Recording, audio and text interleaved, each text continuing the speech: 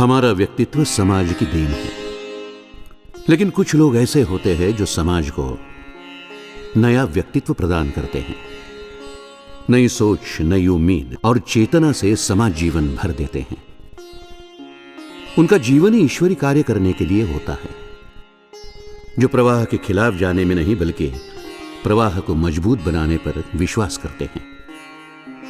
ऐसी ही एक व्यक्तित्व की, विचारधारा की इस वर्ष जन्मशती हम मना रहे हैं, जिसकी शुरुआत मैंने जशपुर में देखी थी।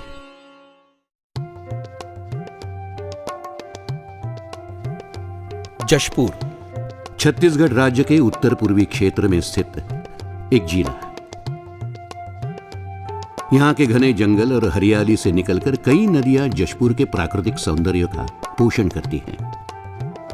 दूर तक फैले गिरि पर्वतों से लेकर विभिन्न उपजाऊ मैदानों में ये भूमि फली फूली है। जैव विविधता और प्राकृतिक संसाधनों के भंडार यहां पाए जाते हैं।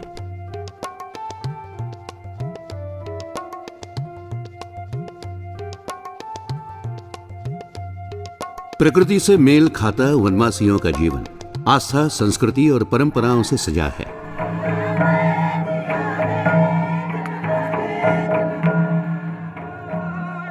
यहां के वनवासी प्रजा हितैषी नरेश के संरक्षण में शांतिपूर्ण जीवन जी रहे थे। देश की सत्ता हथियाने के बाद ब्रिटिश शासकों ने रियासती नरेशों को प्रताड़ित करना शुरू किया। जशपुर के महाराज देवशरण सिंह का 1931 में स्वर्गवास हुआ। उनके पुत्र विजय भूषण सिंह तब नाबालिग थे, इसलिए ब्रिटिश शासकों ने राजकाज चलाने के लिए जशपुर में पॉलिटिकल एजेंट नियुक्त किया था। उनके साथ जशपुर पहुंचे विदेशी ईसाई मिशनरियों ने वनवासियों की सारी धारणाओं को गलत ठहराना शुरू किया। उनके प्रति घृणा का भाव उत्पन्न करने की कोशिश की। गरीबी और भोलेपन का फायदा उठाकर घोलेंग और कुनकुरी मिशन के नेतृत्व में वनवासी बंधुओं को मतांतरित करने का सिलसिला शुरू हुआ। भारत छोड़ो के नारों से अपनी चरम सीमा पर पहुंचे स्वतंत्रता आंदोलन रंग लाया। 1947 में देश स्वतंत्र हुआ और अन्य रियासतों के साथ जशपुर रियासत का भी मध्य प्रांत में विलय हुआ। विदेशी ईसाई मिशनरियों ने जशपुर रियासत में मतांतरण के साथ साथ राष्ट्र विरोधी शक्तियों को भी बढ़ावा दिया। स्वतंत्रता प्राप्ति के बाद मध्य प्रांत के मुख्यमंत्री पंडित रविशंकर शुक्ल जब पहली बार जशपुर पहुंचे तो ईसाई मिशनरियों ने उन्हें काले झंडे दिखाए। झारखंड जिंदाबाद, शुक्ल जी वापस जाओ के नारों से उन्हें अपमानित किया गया। देश के प्रथम गृहमंत्री और लौह पुरुष माने जाने वाले सरदार वल्लभ भाई पटेल भी इस घटना के बाद चिंतित हुए। ईसाई मिशनरियों द्वारा बोए गए विद्रोह के बीज उन्हें स्पष्ट दिखाई दे रहे थे। जशपुर में अपमानित और चिंतित होकर लौटे मुख्यमंत्री शुक्ल जी ने जशपुर क्षेत्र को मिशनरियों के चंगुल से मुक्त करने की ठान ली। महात्मा गांधी जी के ध्येयनिष्ठ साथी अमृतलाल ठक्कर, उपाख्य ठक्कर बाप्पा से उन्होंने इस संदर्भ में विचार विमर्श किया। रचनात्मक कार्यों के लिए ठक्कर बाप्पा जाने जाते थे।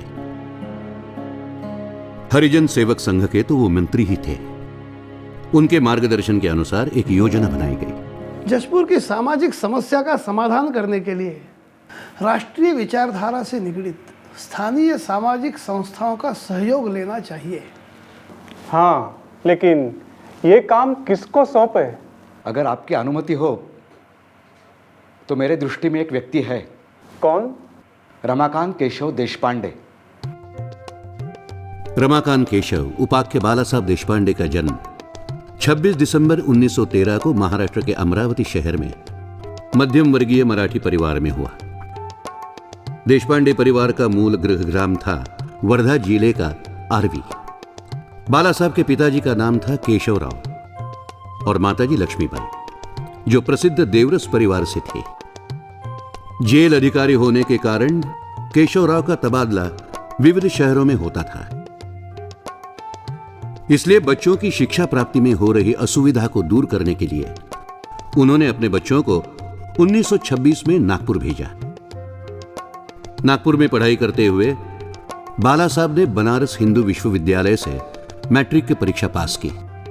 उसके पश्चात विख्यात हिस्लॉप कॉलेज से बीए और बाद में एलएलबी तथा एमए की उपाधियां प्राप्त की। नागपुर में पढ़ाई के दौरान बाला साहब का परिचय राष्ट्रीय स्वयंसेवक संघ के संस्थापक डॉक्टर केशव बड़ीराम हेडगेवार जी से हुआ और वे संघ के स्वयंसेवक बन गए।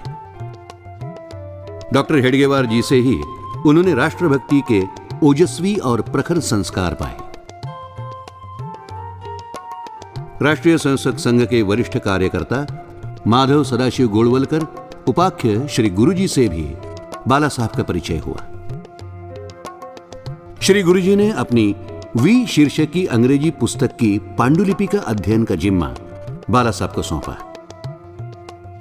जिसके कारण बाला साहब को श्री गुरुजी से विभिन्न विषयों पर चर्चा करने का अवसर प्राप्त होता था।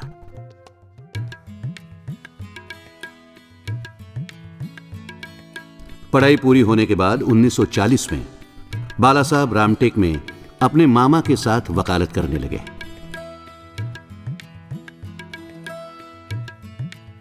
अपने नेतृत्व गुणों से बाला साहब ने कुछ ही दिनों में रामटेक में बड़ा अच्छा मित्र परिवार भी बनाया।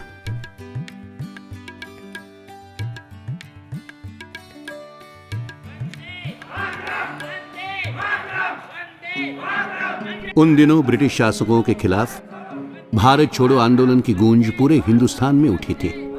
बाला साहब भी अपने मित्रों के साथ उसमें कूद पड़े। रामटेक में एक दिन तहसील कार्यालय पर मोर्चा निकाला गया। उसे रोकने के लिए पुलिस ने फायरिंग की तैयारी की। स्थिति की गंभीरता को देख बाला साहब और उनके साथी दूसरे रास्ते से पुलिस सिपाहियों के पीछे पहुंचे। उनकी बंदूकों को अपने हाथों से पकड़कर उन्होंने पुलिस को गोली चलाने से रोका। क्या आपके पास पुलिस फायरिंग की लिखित अनुमति है? बताइए। उनके इस धैर्यपूर्ण रवैये से पुलिस भी अचंभित रह गई। फायरिंग तो टल गई, लेकिन गुस्साई भीड़ ने तहसीलदार हरकरे को घेर लिया। किसी भी आंदोलन में हिंसाचार होना बाला साहब को मंजूर नहीं था। अपने धैर्य और संयम का परिचय देते हुए बाला साहब आगे बढ़े। उन्होंने गुस्साई भीड़ से तहसीलदार हरकरे की रक्षा की। हिंसाचार रोकने के बावजूद आगजनी और लूटमारी के आरोप में बाला साहब और उनके साथियों को नागपुर की कारागार में भेजा गया। एनहांस पेनल्टी एक्ट के तहत उन पर मुकदमा ठोक दिया गया, जिसमें फांसी की सजा का प्रावधान था। न्यायालय में सभी सबूत बाला साहब के खिलाफ गए, लेकिन रामटेक के तहसीलदार हरकरे और अन्य एक गवाह ने बाला साहब के खिलाफ बयान देने से इनकार कर दिया और बाला साहब निर्दोष साबित हुए। कारागार से मुक्त होते ही बाला साहब को पारिवारिक जिम्मेदारी उठानी पड़ी। उनके बड़े भाई नीलकंठ राव का स्वर्गवास हो गया था और घर की आर्थिक स्थिति सामान्य हो चुके थे।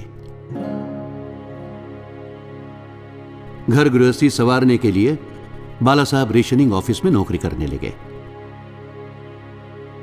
रेशनिंग ऑफिस में नौकरी करते हुए बाला साहब ने एक बड़े व्यापारी के भ्रष्टाचार का भंडाफोड़ किया। व्यापारी को सजा होने के बजाय उस प्रकरण को दबा दिया गया।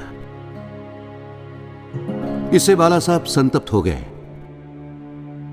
और उन्होंने नौकरी से त्यागपत्र देकर फिर से अपनी वकालत शुरू की।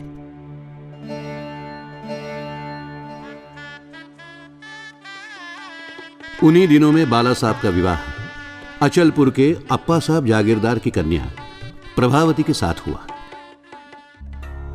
बाला साहब के लिए वकालत करना केवल व्यक्तिगत निर्वाह का साधन नहीं था, समाज के प्रति अपने उत्तरदायित्व को निभाने का एक सक्षम माध्यम भी था। संघ संस्थापक डॉक्टर हेडगेवार जी से मिली समाज और राष्ट्रभक्ति की प्रेरणा का वो एक प्रत्यक्ष प्रमाण था। इसलिए ठक्कर बापा की इच्छा के अनुसार अपनी अच्छी आमदनी वाली वकालत छोड़कर जशपुर जाने की चुनौती उन्होंने सहज ही स्वीकार ली। पिछड़ा वर्ग विकास योजना में ब्लॉक संयोजक के रूप में जब वे जशपुर पहुंचे तो उन्होंने देखा कि मतांतरित वनवासी भाई ईसाई मिशनरियों के हाथ की कठपुतली बन चुका है। पूरे मध्य प्रांत की ईसाई जनसंख्या की आधी से अधिक ईसाई आबादी जशपुर क्षेत्र में ही रहती थी। गांव में अधिकतर पाठशालाएं ईसाई मिशनों की ही थी। शासकीय शालाओं में पढ़ने वाले छात्रों को अपमानित, प्रताड़ित किया जाता था। उनके अभिभावकों का सामाजिक बहिष्कार किया जाता था। जशपुर में मानो ईसाई मिशनरियों के समानांतर सरकार चल रही थी। इस परिस्थिति को बदलने के लिए बाला साहब ने 1 वर्ष के अंदर 100 शासकीय प्राथमिक पाठशालाएं और 8 माध्यमिक विद्यालय शुरू करने की योजना बनाई। शासन से उसके लिए आवश्यक अनुमति भी मिल गई और उन पाठशालाओं में शिक्षकों की नियुक्ति के पूर्ण अधिकार भी बाला साहब को दे दिए गए। योजना के अनुसार केवल 1 वर्ष के अंदर सभी पाठशालाएं शुरू हो गई। बाला साहब ने इस विद्यालयों में स्वस्थ, बलवान तथा चरित्रवान शिक्षकों की नियुक्ति की, जिससे किसी भी दुष्प्रेरित विरोध का मुंहतोड़ जवाब दिया जा सके। बाला साहब की इस योजना से शिक्षा के क्षेत्र में ईसाई मिशन का एकाधिकार समाप्त हो गया। हतप्रभ मिशनरियों ने उनके विरुद्ध शिकायत भी की, लेकिन वणिकर जी ने उसे खारिज कर दिया। बाला साहब जानते थे कि केवल सरकारी योजनाओं के द्वारा वनवासी बंधुओं का कल्याण नहीं हो सकता। इसलिए उन्होंने सनातन धर्म सभा की स्थापना की। जशपुर क्षेत्र के उरांव, कंवर आदि जनजाति के नेता और साधु संतों को साथ किया। क्षेत्र में धार्मिक वातावरण निर्माण हो, इसलिए विविध स्थानों पर उनके भजन संकीर्तनों का आयोजन किया।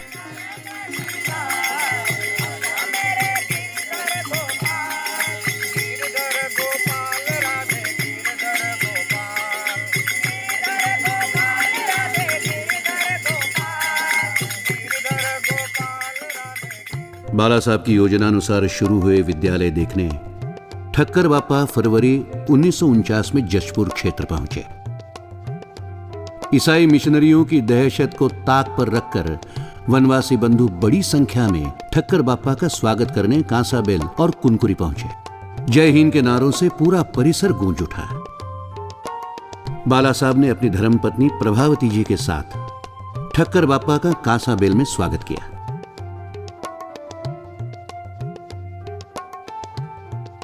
जशपुर पहुंचने पर ठक्कर बापा ने कार्य की सफलता के लिए बाला साहब की प्रशंसा की और अपनी ओर से उन्हें व्यक्तिगत पुरस्कार स्वरूप 251 रुपए दिए। बाला साहब ने इसे ठक्कर बापा का आशीर्वाद माना और वो राशि सरकारी खजाने में जमा करना ठक्कर बापा के स्नेह का अपमान समझा। कुछ अधिकारियों ने प्रांतीय शासन से उनके इस संबंध में शिकायत की। उस पर बाला साहब ने अत्यंत स्पष्ट रूप से कहा, मैं एक बात स्पष्ट कर दूं कि ठक्कर बापा ने जो 251 रुपये मुझे दिए हैं वो उनका प्रेम और आशीर्वाद है। उसको लौटाने से बेहतर मैं समझूंगा कि मैं अपनी नौकरी से त्याग पत्र दे दूं। स्वतंत्रता प्राप्ति के बाद देश में पहली बार आम चुनाव होने जा रहे थे। चुनाव जीतने के लिए सत्ता के ठेकेदारों ने भी घोलेंग और कुनकुरी मिशन के पादरियों की चरण वंदना शुरू कर दी। फादर, इस बार पूरे वोट हमें मिलने चाहिए। आपको भी उसके लिए हमारा एक काम करना पड़ेगा। करेंगे, बिल्कुल करेंगे। आप बताइए क्या काम है। बाला साहब देशपांडे का जशपुर से तबादला हो जाएगा तो आपका काम भी हो जाएगा। एक सामान्य शिकायत पर बाला साहब को निलंबित किया गया। 1 वर्ष तक शिकायत की जांच का खेल चलता रहा।